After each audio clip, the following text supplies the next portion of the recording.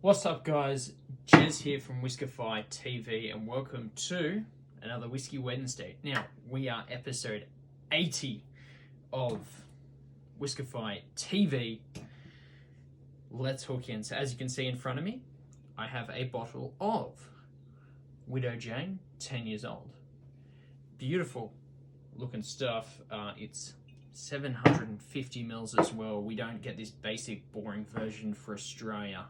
So I'll pop the top.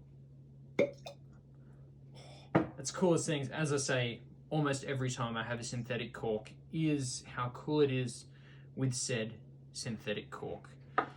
Let's pour this sucker out and I'll hook into the tasting. Oh God. Sorry. I knew I was going to spill that too. It just didn't go down well from the start, but it was only a little bit spilt, so we're okay.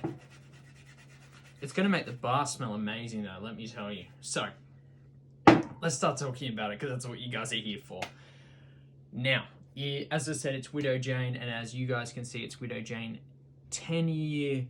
It's 91 proof or 45.5%. Cost me about $150.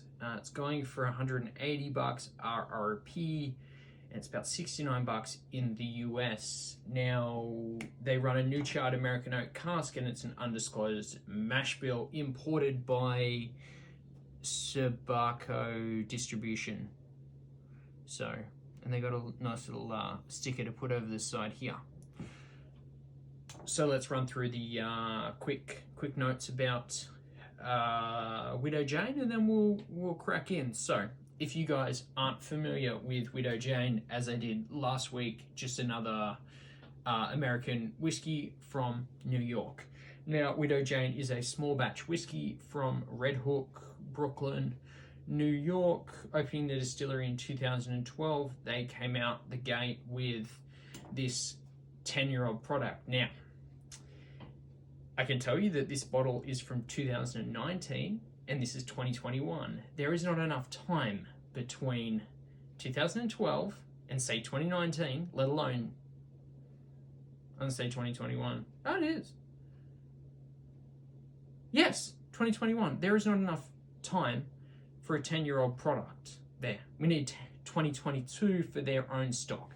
But lucky for us, this stuff has been procured from the finest barrels from Kentucky, Tennessee, and Indiana. They get, I'm just reading off my cheeky little notes here, they make it in extremely small batches, so they're running 5-barrel batches, and they're blending it all together in the warehouse in Brooklyn, and they're using this pure limestone water from Rosendale mines of New York. So I don't know what that is, but they reckon it's legendary. But yeah, they claim to run such a small and tight barrel batch just to get this different flavor profile, because I know the Michter small batch runs 20 barrels, and I thought that was small batch. This is 5 barrels. So crazy, but I guess every batch will be different. But hey, I don't exactly have a breakdown of what batch is going to be a percentage of Kentucky, Tennessee, or Indiana. As you guys may have guessed, your Tennessee and your Indiana barrels are going to come from 2 spots. I don't know who's doing the Kentucky stuff though, so that's fun. That's fun. But yeah, I guess let's hook in. We'll see how short we can make this. We're at 4 minutes already, and I haven't really gotten into it. So, just on the nose, as normal, I was able to sit down and do my tasting notes earlier, so I already know what I'm looking into and kind of just get everything written up, so this can run smoothly for you guys at home. On the nose, I'm able to get this initial cherry blast. As I kind of popped the bottle earlier, I was kind of nosing that and just playing around with it a little bit, like this orange peel and this cherry. But then I also had like this underlying flavor of what can only be described as like this pure vanilla bean ice cream, I was like, what? It blew my mind. It's maybe smoke in there as well. Yeah. But then it's also got that, I wouldn't even say it's high proof because it's 91 points, so.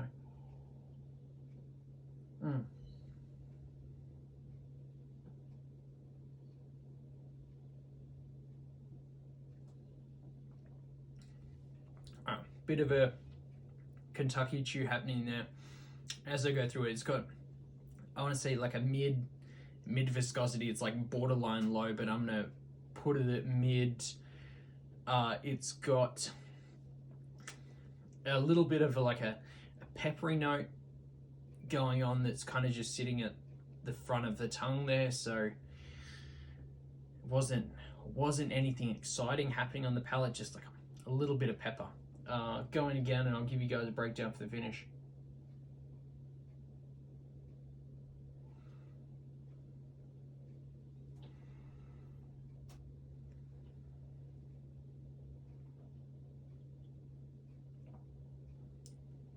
Alright, so on this finish, I've got this big orange peel note and this big drying oak flavor that kind of just dries out the whole of my tongue. Maybe some flat cola in there as well, but it's super. What did I miss? Oh, and like a little bit of spice in there as well.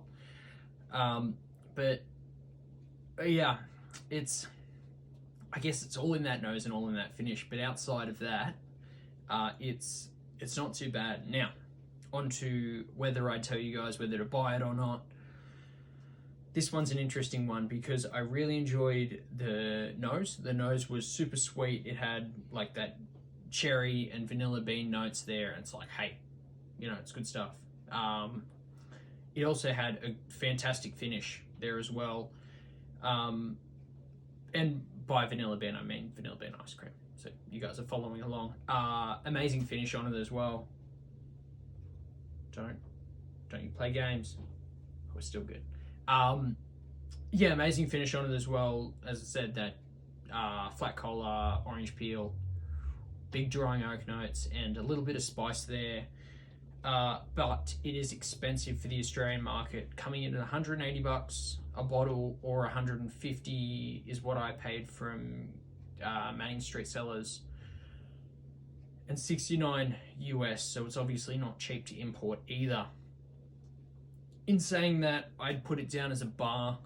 Go to your local bar, see if they have it. But if you guys can buy it for $120, like 750 mils, 91 proof, it's going to be an easy pickup. So pick it up for under 120. Anything over that, probably just hit your local bar and see if you can actually snag a pour of this, because I don't mind it, but I'm keen to see what else they have on the lineup, because like it's good. It's not their own juice. If I wanted to source some juice like this, I'd just go and look at some 10-year-old stocks. Expensive for Australian market. US market, I'd probably pay $69 for it in the US. Or would I? Probably about $60. But maybe that's just me being a tight ass. Oh well. Anyway, but yeah, thank you guys so much for watching. Hopefully you guys enjoyed this video. We smashed it out in 9 minutes, so it's not too bad. So yeah, if you guys aren't following me on all the socials, please check them out, because I'm doing this weekly.